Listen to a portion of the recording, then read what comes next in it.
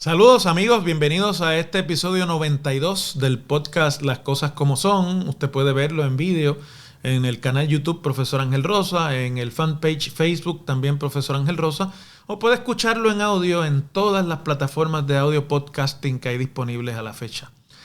Esta semana quiero discutir con ustedes un tema que ha estado dándose en el panorama no tanto político sino legislativo de Puerto Rico, pero que nos va a llevar eventualmente al panorama político porque irremediablemente esos dos mundos están unidos. Y se trata de la controversia alrededor del aumento salarial a los miembros de la judicatura, a los jueces de Puerto Rico. La Junta de Control Fiscal, que es quien aprueba los presupuestos y los planes fiscales de Puerto Rico bajo la ley promesa de reestructuración fiscal para Puerto Rico, había separado una cantidad, unos 25 millones de dólares para aumentar el salario a los jueces que desde el cuatrienio anterior han estado planteando un problema de desfase en cuanto a lo que son sus sueldos en Puerto Rico versus otras jurisdicciones en los Estados Unidos. Y ha estado también planteándose que eso causa una dificultad para el reclutamiento de abogados buenos en la judicatura porque ganan mucho menos de lo que gana un abogado en su práctica privada. Y dentro de la discusión que se ha dado en este cuatrienio, luego de la pandemia, luego de la inflación que ha estado experimentando Estados Unidos y por ende Puerto Rico, y ante la disponibilidad de fondos y de recaudos en el gobierno, se ha comenzado a atender el asunto salarial de otros empleados públicos, pero el de los jueces, que son una rama de gobierno separada, la rama ejecutiva y la rama legislativa, pues no tiene otra manera de atenderse que no sea por ley. La Constitución del Estado Libre Asociado de Puerto Rico manda que para aumentar el salario de los jueces tiene que hacerse por ley. Así que aunque la Junta de Supervisión Fiscal haya separado los fondos para ese aumento, hasta que la Cámara y el Senado no lo aprueben, no ocurre ni puede ocurrir en derecho ese aumento de salario. En la sesión legislativa que terminó el pasado 30 de junio, se había quedado pendiente un proyecto a los efectos de otorgar ese aumento, porque el Senado, que fue donde se radicó la legislación, había puesto como condición esperar que el plan de clasificación y retribución de la rama judicial tomara efecto para ellos evaluar los aumentos que a los demás empleados judiciales que no son jueces se les otorgarían a través de esa herramienta. Fue una especie de ficha temporal de tranque para poner presión sobre un plan que no se acababa de aprobar y sobre los reclamos de los empleados de la rama judicial que no se podían atender hasta que no se aprobara ese plan. Eso ocurrió durante el mes de julio del año pasado y por lo tanto el plan de clasificación y retribución entró en vigor con el nuevo año fiscal y se limpió el camino para que el Senado volviese a considerar el aumento a los jueces en esta sesión legislativa que comenzó en agosto y que debe terminar en noviembre, antes de las Navidades y antes, hay que decirlo, de la fecha de erradicación de las candidaturas para las próximas elecciones. Así que cuando se regresó a la sesión legislativa en agosto, el Senado actuó con celeridad, aprobó el aumento a los jueces y el proyecto pasó entonces a la consideración de la Cámara de Representantes, que tiene también que dar su aprobación. Y en la Cámara de Representantes, ese cuerpo le sometió una serie de enmiendas cuando recibió el proyecto, única y exclusivamente con el propósito, según ha dicho el propio presidente del cuerpo, de enviar el proyecto a lo que se llama un comité de conferencia, un comité de Cámara y Senado, donde se armoniza la legislación aprobada por ambas cámaras de forma que salga un solo proyecto para la firma del gobernador. De lo contrario, no podría convertirse en legislación ninguna pieza. Tiene que ser la misma que apruebe el Senado, que apruebe también la Cámara de Representantes. Y estaban en el trabajo, iniciando los trabajos de ese comité de conferencia, cuando de momento el presidente de la Cámara de Representantes, Rafael Tatito Hernández, del Partido Popular Democrático, advirtió que en medio del proceso él estaba recibiendo comentarios de lo que él dice un grupo de gente, incluidos senadores y representantes, lo estoy citando, que se han comunicado conmigo que el debate ha sido: este es el momento de uniformar las posiciones de las ramas constitucionales. ¿De qué estamos hablando aquí? Cito nuevamente al presidente Cameral. Obviamente del gobernador, los legisladores y los secretarios constitucionales. Es decir, el presidente de la Cámara saca entonces una propuesta para revisar los sueldos de no solamente los jueces, sino los legisladores, el gobernador y los miembros del gabinete constitucional. No tiene un proyecto de ley radicado, no hay legislación propuesta a esos efectos, pero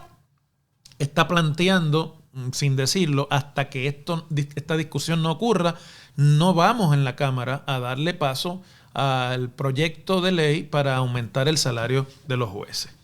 Y entonces a esto han reaccionado muchos y variados en el liderato político en Puerto Rico, porque plantear aumentos a los legisladores, plantear aumentos a los políticos electivos, en Puerto Rico los jueces no son electos, siempre es controversial, y sobre todo si esto se da justo en la antesala de la radicación de las candidaturas electorales. Es un tema antipático, plantea de por sí la laboriosidad y la adecuacidad del presente sistema legislativo con 2 sesiones y con legisladores a tiempo completo, que podría regresar a lo que fue en el pasado, y que ciertamente pues plantea un tema muy distinto a lo que ha sido hasta ahora esa discusión sobre el aumento del salario de los jueces, que básicamente no tiene ninguna oposición y que es casi un consenso general en el país de que se debe atender. Pero lo que hace el presidente de la Cámara es ponerlos en el mismo bote de los jueces, ponerle el de los legisladores en la misma discusión que la de los jueces, porque habiendo presión por el aumento salarial a la judicatura, pues pueden, como decimos en Puerto Rico, o podrían coger pon los que plantean que es hora de poner al día también los salarios de los legisladores. La realidad es que los salarios de los legisladores en Puerto Rico, cuando usted los compara con otras jurisdicciones de los Estados Unidos, son buenos salarios. En Puerto Rico un legislador gana en promedio $73,000, aunque no cobra dietas ni cobra millaje como en el pasado, pero en el pasado cuando cobraban dietas y millajes, salvo en un periodo en el que todo confluyó,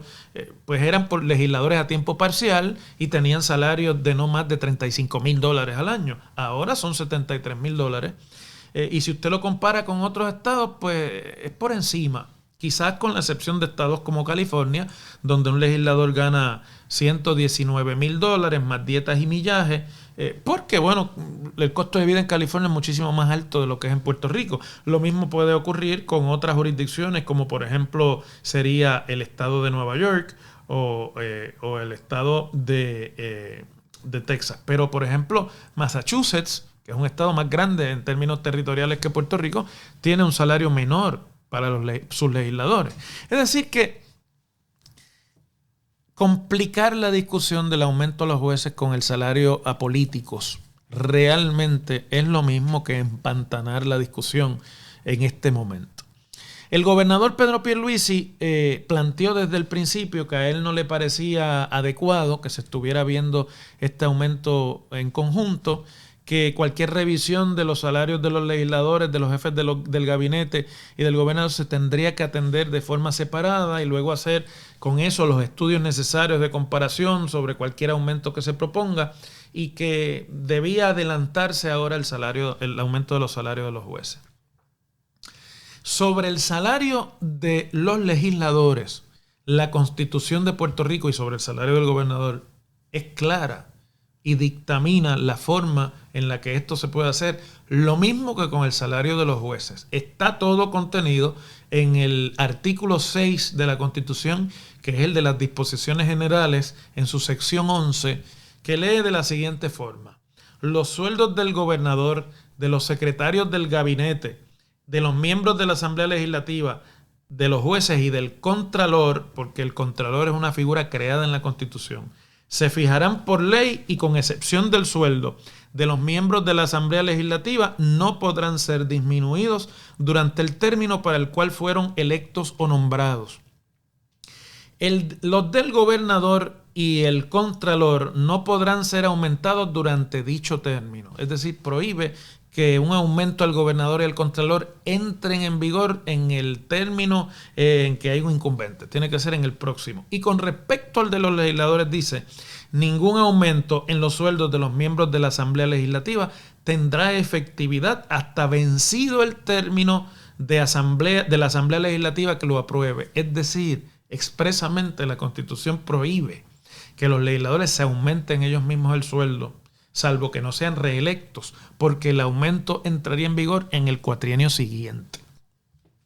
Todo esto para salvaguardar, ¿verdad?, que se legisle primero por el interés, pero claro, muchos de los miembros de la Asamblea Legislativa parten de la premisa de que van a ser reelectos y ven en la propuesta del presidente de la Cámara, aunque no lo digan abiertamente, la oportunidad de aumentarse sus propios salarios. Bueno, a todo esto, a principios de la semana pasada, en el inicio de la sesión de la Cámara del pasado lunes, en los turnos iniciales, varios legisladores tomaron la oportunidad para expresar su oposición a la posibilidad de aumentos de salario, un tanto porque es la manera simpática de reaccionar al asunto en plena campaña o en el inicio de la campaña electoral. Y en otro tanto porque hay partidos políticos que en realidad se oponen a ese aumento y es su posición institucional y hay que respetarlo. Pero una vez terminaron esos turnos iniciales, el presidente Rafael Tatito Hernández, que estaba en el estrado presidencial en ese momento, aprovecha y reacciona a los turnos iniciales diciendo algo así como, a ver si me entienden bien. Nosotros llegamos a consensos, siempre llegamos a consensos. Si no hay consenso, se podrá dejar para que la próxima Asamblea Legislativa atienda todo. Y ese énfasis es de la cita que estoy leyendo, no es mía. Lo que tenga que ver con análisis sobre salarios. Yo creo que estamos claros. Todo, ¿ok? Dijo el presidente de la Cámara. Es decir, el de los jueces también se queda para que la próxima Asamblea Legislativa lo atienda. Si no quieren discutir el aumento a los legisladores en este momento, tampoco habrá aumento de jueces. Y ha tomado de rehén el aumento sobre el que ya había un consenso en Puerto Rico para aprovechar el camino y traer a la discusión el aumento de los legisladores, que yo creo que él sabe que es antipático, que es anticlimático en términos políticos y que va a traer más problemas que beneficios en la discusión de campaña a su Partido Popular Democrático. Pero entonces ahí han salido otras voces. La jueza presidenta del Tribunal Supremo, que lleva más de un cuatrienio luchando por el alza salarial, le ha pedido al presidente de la Cámara que lo reconsidere, que deben darle espacio a los comités de conferencia para trabajar. El gobernador Pierluisi, aprovechando la oportunidad de marcar una diferencia con el presidente cameral y tratando un poco de lucir como el adulto en la casa, pues dice que le pide respetuosamente al presidente que lo reconsidere y que piensa que lo que hace sentido es que vayamos atendiendo los asuntos individualmente. O sea, vamos a atender el de la rama judicial. ¿Quién puede estar, pregunta retóricamente el gobernador, en contra de darle un aumento razonable a los jueces? Bueno, a esas expresiones del gobernador pidiendo que se reconsidere en la Cámara, el presidente Rafael Tatito Hernández ha aprovechado la oportunidad para convertirlo en una negociación entre el gobernador y él. Y hace unas expresiones el pasado miércoles diciendo lo siguiente: me alegra mucho, qué bueno que está dispuesto a dialogar, refiriéndose al gobernador. Sí hizo el planteamiento. No ha habido una sola ocasión en este cuatrienio en donde se ha dado un llamado del gobernador y la Cámara no lo ha atendido. Así que lo veo de buena fe, lo veo positivo. Así que esperamos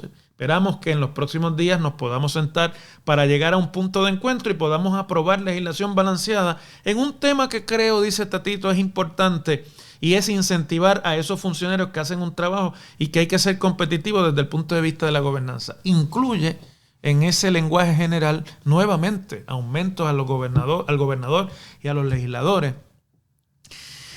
Yo pienso que Tatito sabe que va a ser imposible aumentar el salario de los legisladores en este cuatrienio. También pienso